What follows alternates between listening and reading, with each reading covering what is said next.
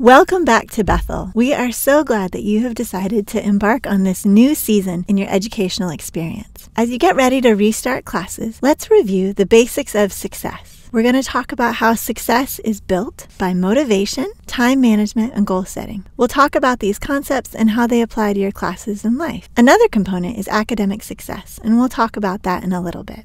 Motivation. We all know that feeling of losing motivation. So how do you build it? Success in college and in life is driven by motivation. In 3 simple steps, you can build motivation. So first, connect with what you're learning.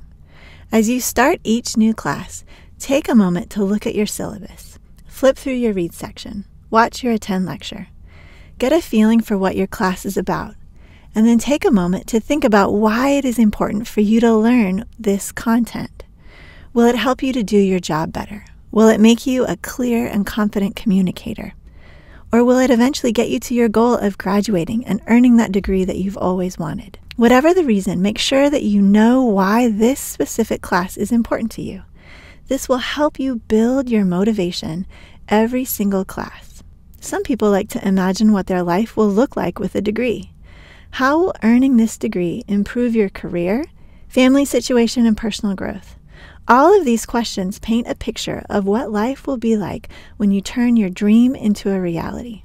Envision this outcome and create reminders to motivate you. By connecting with why this information is important, you will be able to build motivation again and again.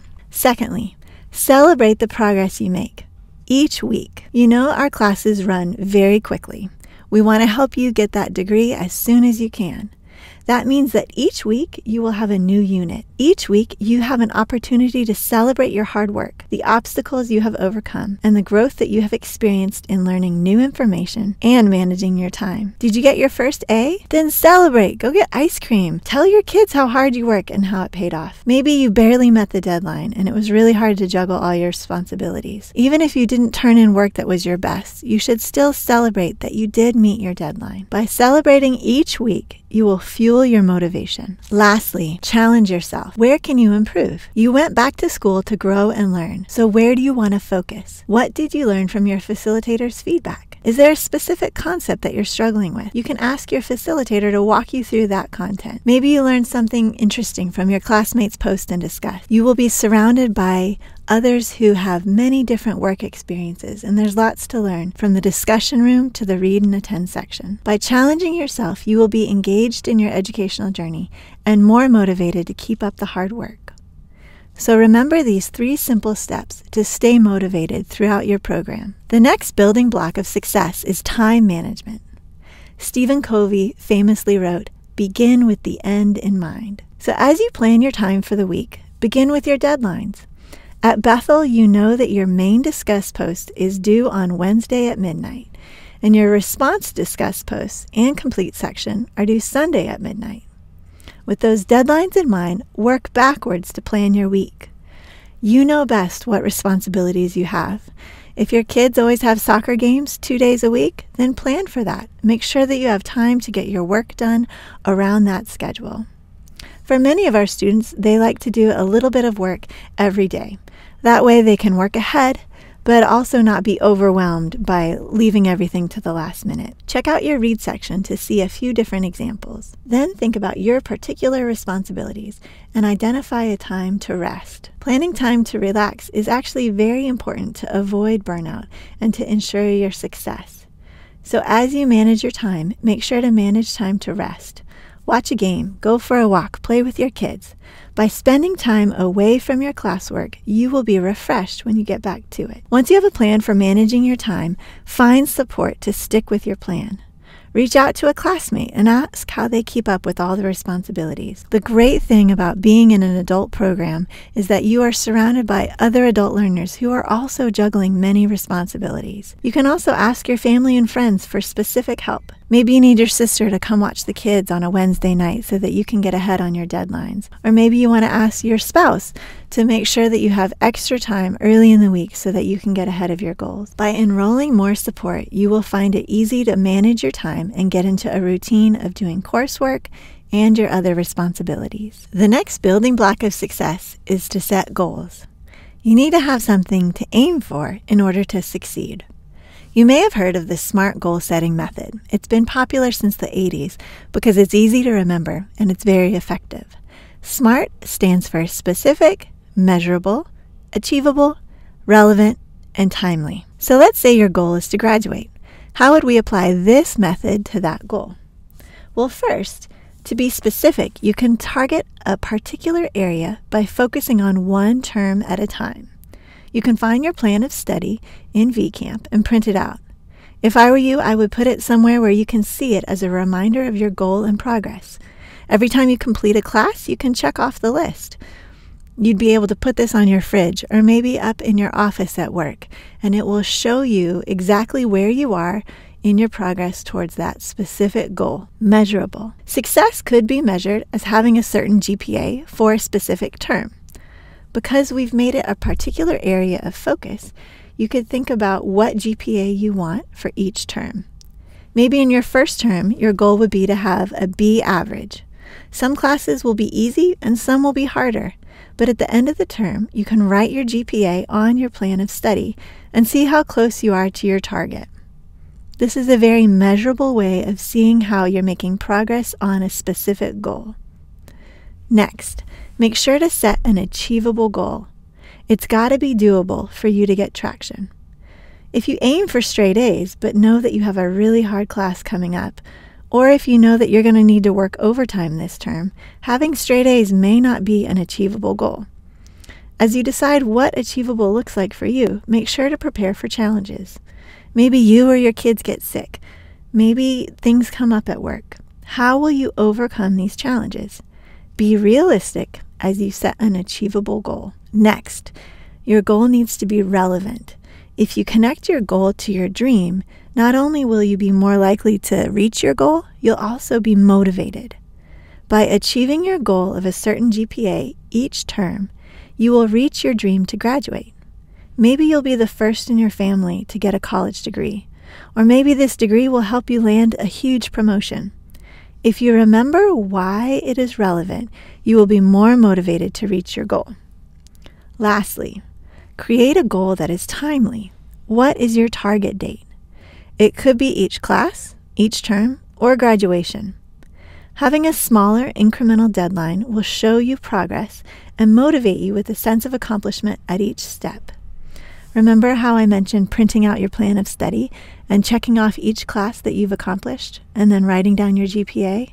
That will give you that sense of accomplishment again and again on your road to graduation. A very important part of goal setting is to gather a group of support, whether that's family, friends, coworkers, or all of the above. You can call your advisor, you can call the library, you can call learning services, but make sure everyone knows what your goal is so they can cheer you on and encourage you on your way. So to review, the building blocks of success, whether that's in work, life, or college, is motivation, time management, and goal setting. Now let's talk about some building blocks of success that are specific to academics. To be successful academically, it's important to use scholarly sources, to know how to evaluate websites, how to apply APA formatting, and how to use information in your essays. Success in education depends on you learning new ideas. At the end of the day, that's really why you're here. And the library has thousands of scholarly sources with the best information. You can access this through VCamp by clicking on the Library tab. You can also call the library at 615-277-8980 or email us at librarian@bethelu.edu, and we're happy to give you a virtual tour. When you write an essay, your facilitators will ask you to use scholarly journal articles. Here's a quick reminder of what a scholarly source is. It's simply put, a paper that is written by experts. Then that paper is reviewed by other experts. They check the information to make sure the facts are correct, to make sure that it's an in-depth analysis, and that it's not unfairly biased. These papers are meant for students and professionals. They're meant to inform and further research and education. They are definitely not meant to sell you anything. And that's a huge difference between scholarly sources and many popular sources that are easy to find on the web. It's best to use sources from the online library to find peer review research. However, there are some times when you need to use information from websites. When you do, you will need to be able to determine if a website is trustworthy and useful for your assignment. It will not be a scholarly source, but it should be a reliable source. You can easily remember the steps to evaluate a website by using the CRAP test. It's a funny abbreviation developed by a librarian at the University of California. It stands for Current, Relevant, Author, Accurate, and Purpose. Whenever you use a website, make sure you check through these criteria to see if it is a reliable source. Current. Can you find the publishing date or when it was posted online? It's important to know if the information is current or out of date. Depending on your facilitator, you may need articles that were published within the last 5 to 10 years. Relevant. Does the information relate to your assignment? Sometimes it's easy to go down a rabbit hole, but you end up with a website that is not directly relevant to your point in your essay or to the assignment. Make sure that the information is at the appropriate level. You don't want to use a website intended for kindergarten when you're writing a master's level essay. Author. It's very important to identify the source of information. Is the author or organization qualified to speak on this subject? Do they have educational degrees? Are they affiliated with certain organizations? It's very important to know who the source is. It's also important to know if their information is accurate. Now, the topic they're writing on may be new to you, but does the author clearly cite their sources that you can find? Does it match up with what you read in your read section or in your attend section? Can the information be verified? Lastly, purpose. What is the purpose of the information? Did the author write it to inform and to teach others? Or are they trying to sell a certain product, or entertain, or persuade? Does the author's point of view appear objective and impartial? As you gather information for your essay at Bethel, or for any project you may be working on at work, it's important to make sure that your information is reliable and trustworthy. Once you find the information that you'll be using in your paper, it's important to give credit to your sources. At Bethel, all of our classes follow the American Psychological Association's formatting guidelines. You can find all of the details in the library's APA website inside VCamp. To give you a very big picture overview, APA formatting is basically two parts. There's going to be an in-text citation that's included in any sentence that paraphrases, summarizes, or quotes an author. If you change sources or start a new paragraph, make sure to cite again so that it's clear where your information is coming from. Now, each one of these sources is going to have a matching reference at the end of your essay. That reference is much longer and it gives more information about where the source is found. Maybe you cite the same source with 3 different in-text citations. All 3 of those in-text citations are for the same source, so they only need one reference. Here's an example. You can see the student's essay up at the top. See how they have an in-text citation that's halfway through? So they summarized or paraphrased the information they read in the article, and they included an in-text citation right there. You can see in the next sentence, they used the exact words they found in another source. So they put it inside quotation marks and included an in-text citation that also have a page number. So if you use the exact words that you found in another source, make sure to include the page number where it's located. Both of these in-text citations are for the same source, so there's only one reference at the bottom that gives the full information, the title of the journal, when it was published, all of the details of where it can be found. Now remember, you can find all of the details on how to cite APA formatting for a website, for a journal article, for your read or attend on the library website. I encourage you as you're researching and writing just to have that page open so that you can quickly glance at the guidelines and format it as you go. If you have any questions, feel free to contact the library. We're glad to help you get your periods and commas all set up straight. Using sources. Success in education depends upon you learning new ideas and then writing about them.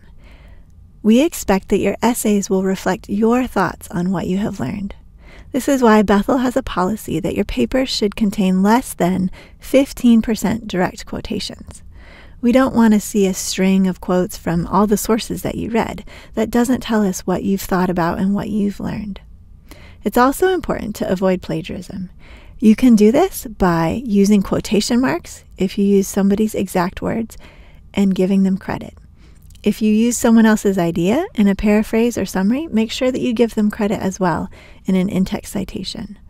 The library has lots of resources on the different kinds of plagiarism to avoid, as well as interactive tutorials and videos, so make sure to check those out for a refresh.